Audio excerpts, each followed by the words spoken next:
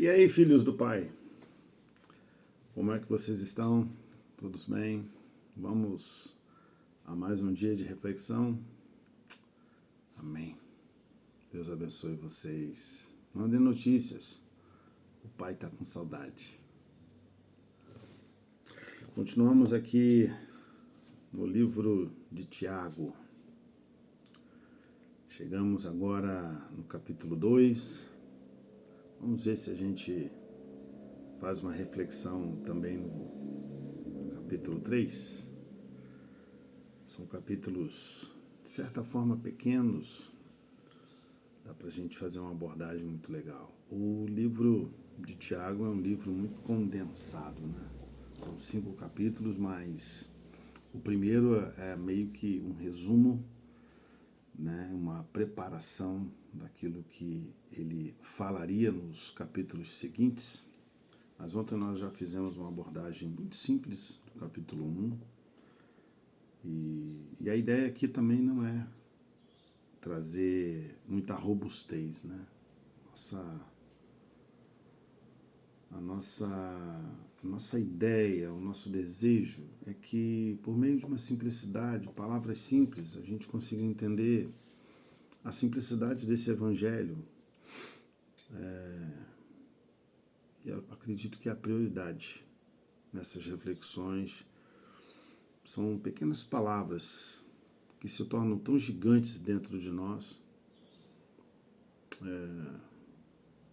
Enfim, nosso desejo é esse. Simplicidade nas reflexões. Para que todos os filhos do Pai possam compreender de forma fácil. Amém? E é claro que na sua curiosidade, no seu desejo, no seu estudo pessoal, eu tenho certeza que o Espírito Santo trará com muito mais profundidade aquilo que ele deseja passar para o seu coração. Que assim seja. Vamos à reflexão. Segundo capítulo, Tiago, ele começa trazendo uma análise de como tem sido o comportamento dos irmãos, como tem sido a apresentação da fé dos irmãos em meio à sociedade e à sociedade igreja. Então ele traz um esclarecimento, ele começa a dizer assim: meus irmãos, vocês não podem ter fé em nosso Senhor Jesus Cristo, o Senhor da glória, e ao mesmo tempo tratar as pessoas com parcialidade. Porque se entrar na sinagoga de vocês um homem com anéis de ouro nos dedos, vestidos com roupa luxuosa, e entrar também um pobre, muito mal vestido, e vocês derem um tratamento especial ao que está vestido com a roupa luxuosa, dizendo: você, sente-se aqui, no lugar de honra, e disserem ao pobre: você, fique em pé, ou sente-se ali, abaixo do estrado dos meus pés. Será que vocês não estarão fazendo distinção entre vocês mesmos, julgando as pessoas com critérios errados? Veja a preocupação de Tiago nessa questão, né? Igreja é lugar de imparcialidade. Vamos colocar dessa forma.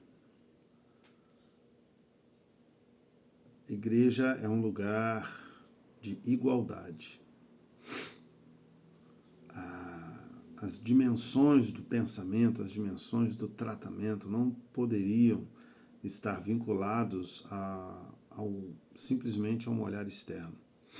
A forma como as pessoas se vestiam, a forma como as pessoas se apresentavam, a forma de riqueza que representava, ou a falta de riqueza que representava cada um. Tiago levanta essa questão de que a igreja precisava trazer e dar um tratamento a todos da mesma forma. Ele continua versículo 14, ele diz assim: meus irmãos, qual é o proveito se alguém disser que tem fé, mas não tiver obras? Será que essa fé pode salvá-lo?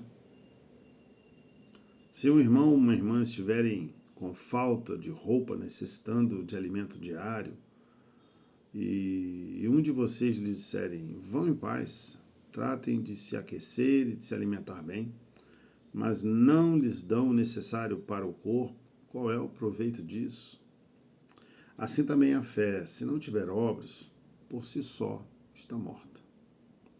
Mas se alguém dirá: você tem fé e eu tenho obras, mostre-me essa sua fé sem as obras, e eu, com as obras, lhe mostrarei a minha fé. Você crê que Deus é um só?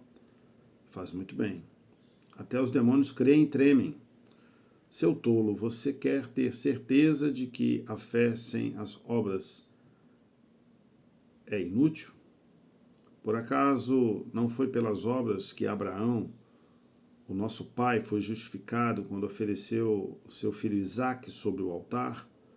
Você percebe que a fé operava juntamente com as suas obras e que foi pelas obras que a fé se consumou? E se cumpriu a escritura que diz: Abraão creu em Deus, e isso lhe foi atribuído para a justiça, e ele foi chamado amigo de Deus. Assim, vocês percebem que uma pessoa é justificada pelas obras e não somente pela fé. De igual modo, será que não foi também pelas obras que a prostituta Raabe foi justificada quando acolheu os emissários e os fez partir por outro caminho?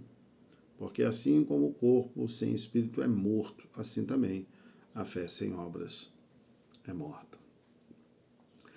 Veja que Tiago, ele usa os exemplos históricos muito comuns em toda a instrução do povo de Israel. Ele usa Abraão, usa Raabe. Ele está falando de um período do Antigo Testamento. E ele está chamando a atenção de que os atos históricos dos líderes históricos já representavam a presença da fé, mesmo quando antes o tema não era comentado. Então, Tiago, ele traz um alerta no capítulo 2, ele nos chama a atenção para que, como igreja, não adianta proclamar o evangelho e dizer que acredita, e quando olha as obras, essa igreja não se posiciona com nenhuma resposta através das obras. Filhos do Pai, fica aqui o alerta, fica aqui a preocupação, se ao passo que estamos declarando a nossa fé, mas quando as pessoas olham para as nossas ações, quando as pessoas olham para o nosso dia a dia, elas não enxergam essa fé. Por fim, é uma fé morta. Ela não é testemunhada. E o testemunho, ele é baseado pelas obras que se façam. Filhos do Pai, que Deus abençoe a cada um de vocês. Sigam obedientes a essa fé que Deus chama a cada um de nós. Em nome de Jesus. Amém.